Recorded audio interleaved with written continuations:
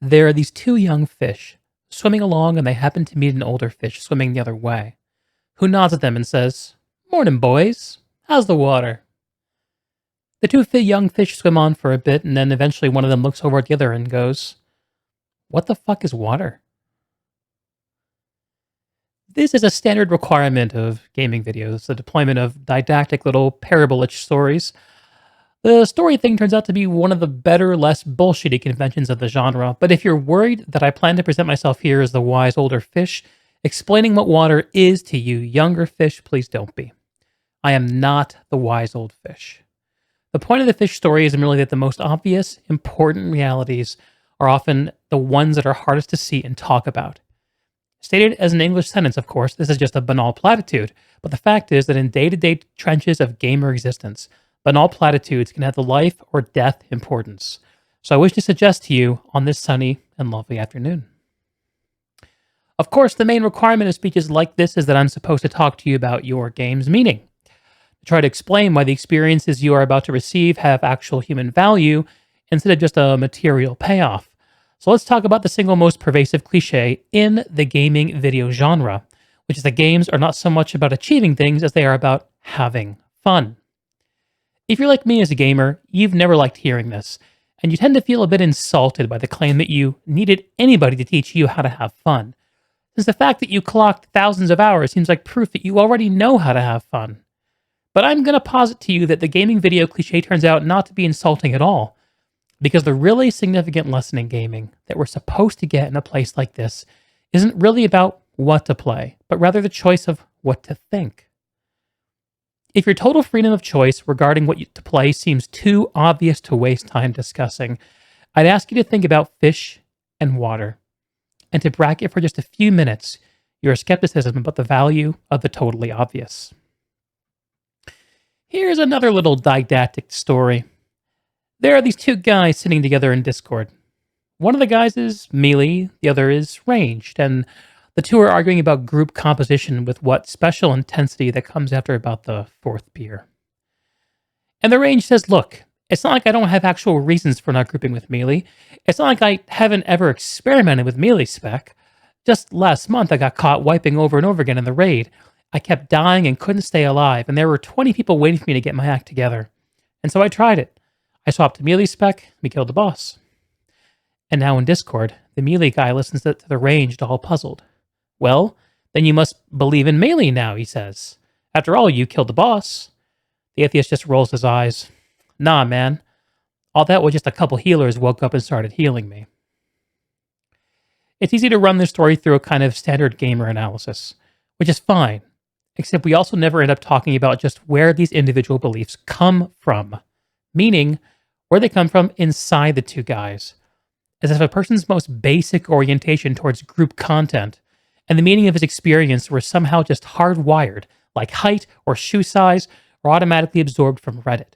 As if how we have fun were not actually a matter of personal, intentional choice. Plus, there's the whole matter of arrogance. The ranged guy is so totally certain in his dismissal of the possibility that his ability to be healed had anything to do with positioning.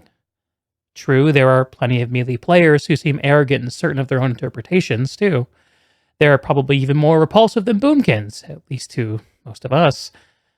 But group composition dogmatist's problem is exactly the same as the story's unbeliever. Blind certainty, a closed-mindedness that amounts to an imprisonment so total that the prisoner doesn't even know he's locked up. The point here is that I think this is one part of what teaching me how to have fun is really supposed to mean. To be just a little less arrogant. To have just a little more critical awareness about myself and my certainties. Because a huge percentage of the stuff that I tend to be automatically certain of, as it turns out, totally wrong and deluded. I've learned this the hard way, as I predict you gamers will too. Here's just one example of the total wrongness of something I tend to be automatically sure of. Everything in my own immediate experience supports my deep belief that I am the absolute center of the universe. The realest, most vivid, and important person in existence. We rarely think about this sort of natural, basic self-centeredness because it's so socially repulsive, but it's pretty much the same for all of us. It's our default setting, hardwired into our boards at birth. Think about it. There is no experience you have had that you are not the absolute center of. The world as you experience it is there in front of you or behind you, to the left or right of you, on your TV or your monitor, and so on. Other people's thoughts and feelings have to be communicated to you somehow, but your own are so immediate, urgent, real. Please don't worry that I'm getting ready to lecture you about compassion or other directedness or all the so called virtues. This is not a matter of virtue. It's a matter of my choosing to do the work of somehow altering or getting free of my natural, hard-wired default setting, which is to be deeply and literally self-centered, and to see and interpret everything through this lens of self. People who can adjust their natural default setting this way are often described as being well adjusted, which I suggest to you is not an accidental term. Given the gaming video setting here, an obvious question is how much of this work of adjusting our default setting involves actual knowledge or skill. The question gets very tricky. Probably the most dangerous thing about gaming, at least in my own case, is that it enables my tendency to overanalyze stuff, to get lost in abstract argument inside my head instead of simply paying attention to what's going on right in front of me, paying attention to what's going on inside me.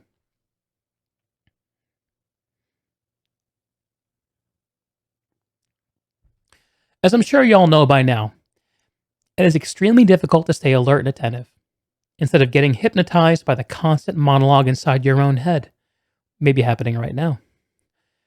After 20 years of online gaming, I've come gradually to understand that the gamer cliche about playing what's fun to me is actually shorthand for a much deeper, more serious idea. Learning how to enjoy gaming really means learning how to exercise some control over how and what you think. It means being conscious and aware enough to choose what you pay attention to and to choose how to construct meaning from experience. Because if you cannot exercise this kind of choice while gaming, you will be totally hosed.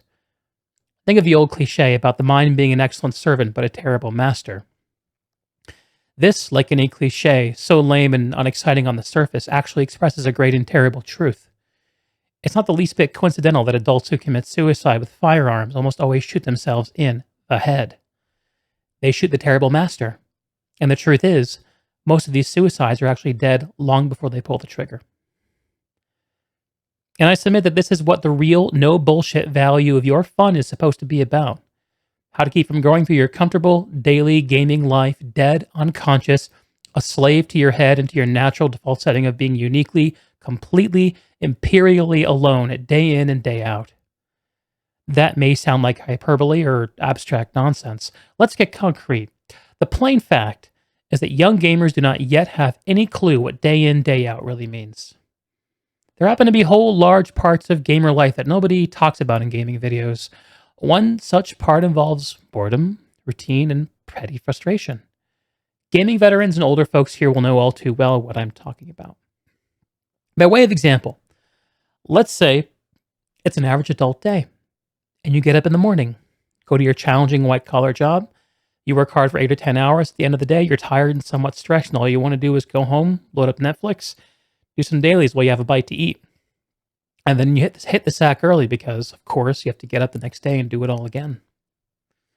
But then you remember, it's raid day, and you forgot to get raid consumables for reset. You haven't had time to gather this week because of your challenging job, and so now before the raid, you have to get on your gathering alt. It's just before reset, and the flight masters are being camped. So getting the nodes takes way longer than it should, and when you finally get there, the farming spot is very crowded, because of course it's just before reset when all the other lazy raid loggers also try to squeeze in some gathering. And the mobs are bugging out because they are getting trained everywhere while you dodge gankers, and it's pretty much the last place you want to be, but you can't just get in and quickly out. You have to wander all over the huge, janky zones, confusing layout to find the mats you want, and you have to maneuver your alt through all these other tired, hurried people with gathering lists, and eventually you get all your mats, except now it turns out there aren't any guild crafters online, even though it's just before reset. So you have to spam in trade chat for a crafter, which is stupid and infuriating. But you can't take your frustration out on the random who crafts flasks, who is doing a role whose daily tedium and meaninglessness surpasses the imagination of any of us out here gathering mats. But anyway, you finally get to the front of the crafter's queue and you pay for your flasks. Then you have to take your ugly, stupid, meaningless alt back on the flight master that flies maddeningly in a zigzag all the way back to town. Then you have to transfer the flasks to your bank, log onto your main, retrieve the flasks, and arrive in yet another PvP camp flight master to reach the raid portal and sit on your thumbs while you wait for your pathetic excuse for a raid leader to log on late as he always does. Everyone here has done this, of course, but for many of you, it hasn't yet been a part of your actual life routine, day after week after month after year. But it may be, and many more dreary, annoying, seemingly meaningless as routines beside. But that's not the point. The point is that petty, frustrating crap like this is exactly where the work of choosing is going to come in.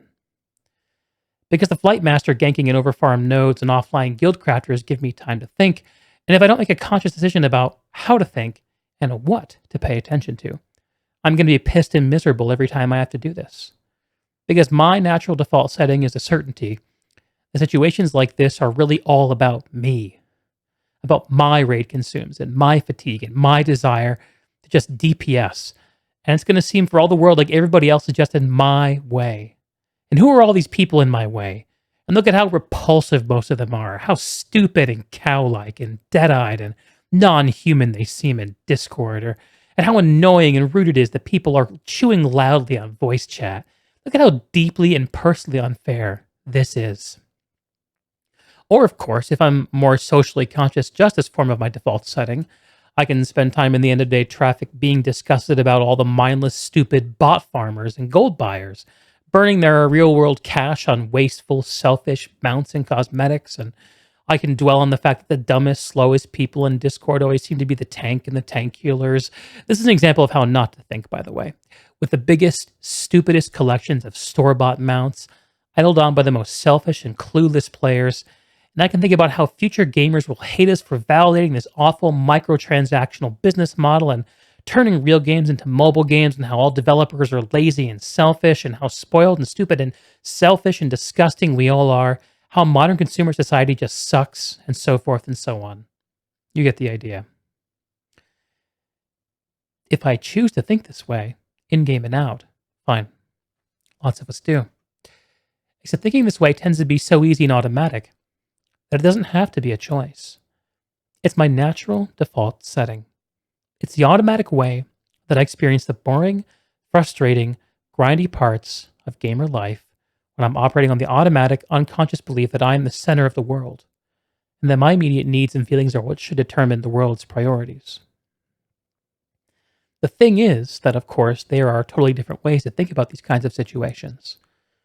In this guild with all these garish storm mounts, it's not impossible that some of these people have fought in war and now find life so terrifying that their therapist has all but ordered them to get a huge, ostentatious store mount so they can feel special.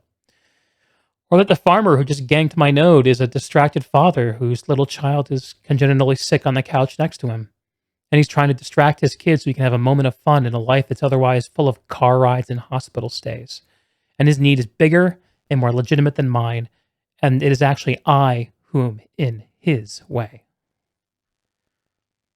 Or I can choose to force myself to consider the likelihood that everyone else in this farming area is just as bored and frustrated as I am, and that some of these people probably have harder, more tedious, and painful lives than I do. Again, please don't think that I'm giving you moral advice or that I'm saying you're supposed to think of this way or that anyone expects you to just automatically do it, because it's hard. It takes will and effort, and if you're like me, some days you won't be able to do it, or you just flat out won't want to. But most days, if you're aware enough to give yourself a choice, you can choose to look differently at this fat, dead-eyed streamer who just screamed at chat. Maybe he's not usually like this. Maybe he's been up 3 straight nights holding the hand of a girlfriend who's dying of bone cancer. Maybe this very streamer is the rando crafter who just yesterday made your friend a whole stack of flasks for free because he liked your friend's transmog. Of course, none of this is likely, but it's also not impossible. It just depends what you want to consider. If you're automatically sure what you know, that you know what reality is, and you're operating on your default setting, then you, like me, probably won't consider possibilities that aren't annoying and miserable. But if you really learn how to pay attention, then you will know there are other options.